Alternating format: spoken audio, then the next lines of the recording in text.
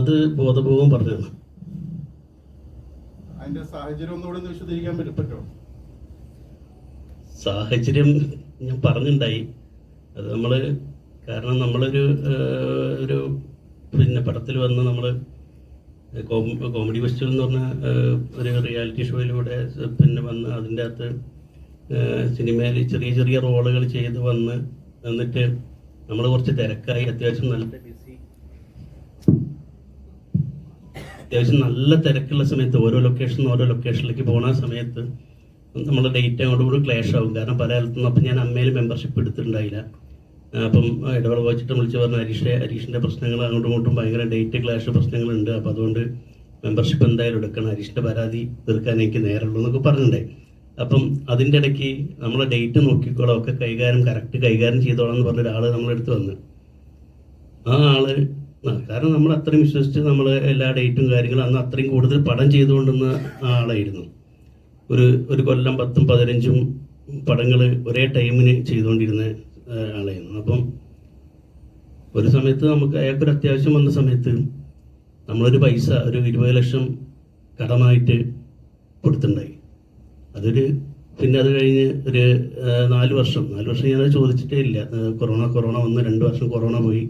അത് കഴിഞ്ഞ് പിന്നെ ഞാനൊരു വീട് പണി തുടങ്ങിയ സമയത്ത് അത് ഞാൻ തിരിച്ചു ചോദിച്ച സമയത്ത് ഒരു റെസ്പോൺസും ഇല്ല. തരാം, അത് ഇറങ്ങിയിട്ട് തരാം, മറ്റേ പടം ഇറങ്ങിയിട്ട് തരാമെന്ന് പറഞ്ഞു. അപ്പം ഞാനത് അമ്മയെ കംപ്ലൈൻറ്റ് ചെയ്ത സമയത്ത് എനിക്ക് ആ സമയത്ത് കുറച്ചൊരു പടത്തിൻ്റെ ഡേറ്റുകളൊക്കെ തന്നിട്ടുണ്ടായി. പിന്നെ ആ പടങ്ങളൊന്നുമില്ല, പിന്നെ ഒരു പടവുമില്ല, ആരും വിളിക്കണമില്ല. പിന്നെ നമ്മളിപ്പം രണ്ടാമത് ഇതിലേക്ക് ഇങ്ങനെ കുറേശ്ശെ പിന്നെയും ചുവട് വെച്ച് വന്നുകൊണ്ട് നിൽക്കുന്ന സമയത്താണ് ഇതിൻ്റെ കാര്യങ്ങൾ മനസ്സിലാവുന്നത്. പല സ്ഥലത്തും ഇതിനെ പറ്റി പല നെഗറ്റീവും സമയത്തിന് വരില്ല. പിന്നെ ഭയങ്കര നേരത്തെ പണി എനിക്ക് മനസ്സിലായില്ല. ഞാൻ എറണാകുളത്ത് നിന്ന് ഷൂട്ട് കഴിഞ്ഞ് 6 മണിക്ക് ഉച്ചയ്ക്ക് വീട്ടിൽ പോയി ചോറിനാൻ കഴിയും ഒരാൾക്ക്. വീട്ടിൽ പോയിട്ടേ ഭക്ഷണം കഴിക്കുള്ളൂ. അങ്ങനെയൊക്കെ പല പ്രശ്നങ്ങൾ അത് ഞാൻ വിചാരിച്ച സ്വാഭാവികമായിട്ട്. കാരണം നമ്മളെ കൊറോണയ്ക്ക് ശേഷം സിനിമകൾ മാറി, ഹ്യൂമറിൻ്റെ പരിപാടികളെ മാറി, നമ്മൾ ചെയ്ത ഹ്യൂമറൊന്നുമല്ല ഇപ്പം. അപ്പം അതുകൊണ്ടൊക്കെ ആയിരിക്കും. എന്നാലും തീരെ ക്ലീൻ ഔട്ടായി പോകുന്ന ഒരു ഇതുണ്ടല്ലോ. അപ്പോഴാണ് ഞാൻ ഇതിനെപ്പറ്റി അന്വേഷിച്ചപ്പോൾ പല സ്ഥലത്തും ഭയങ്കരമായിട്ട് നെഗറ്റീവുകളാണ് ഞാൻ ഈ പരാതി കൊടുത്തതിന് ശേഷം ഉണ്ടായത്. അപ്പം ആളാരാന്ന് ഞാൻ പറയണ്ടല്ലോ, നിങ്ങൾക്ക് എല്ലാവർക്കും അറിയാം. ഞാനിപ്പോൾ ഇന്ന് അത് ഒരു ചാനലിൽ പറഞ്ഞിട്ടുണ്ട് ആളാരാണെന്ന്. ഇപ്പം രണ്ടാമത് ഇപ്പം ഈ നമ്മൾ വീണ്ടും ഇങ്ങനെ അപ്പോൾ ഹരീഷാറിൻ്റെ ഒക്കെ ഇതിൽ കുറേശ്ശെ ചെറിയ ഇങ്ങനെ വീണ്ടും പിച്ച വെച്ച് തുടങ്ങാൻ പോവാൻ.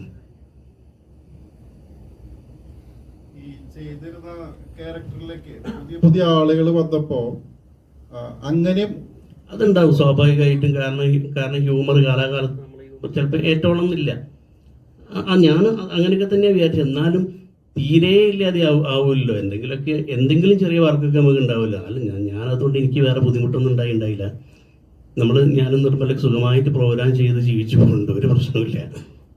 ഏകദേശം എത്ര സിനിമകൾ അങ്ങനെ കയ്യിൽ പോയിട്ടുണ്ടാവും? ഞാനത് ARM എന്ന് പറഞ്ഞ പടത്തിൽ ടോവിൻ്റെ അടുത്ത് എൻ്റെ ചേട്ടൻ വിളിച്ചിട്ട് എന്തേ വരാഞ്ഞ്, നമ്മളെ പടത്തിൽ എന്തേ വരാഞ്ഞ് ചോദിച്ചപ്പം ഞാൻ പറഞ്ഞു എന്നെ വിളിച്ചു. പിന്നെ ചേട്ടനെ വിളിച്ചു, ചേട്ടന് ഡേറ്റ് ഉണ്ടായില്ല, ഒരു റെസ്പോൺസും ചെയ്യുന്നില്ല എന്നാണല്ലോ ചേട്ടൻ പറഞ്ഞതെന്ന് പറഞ്ഞപ്പോൾ ഞെട്ടിപ്പോയത്.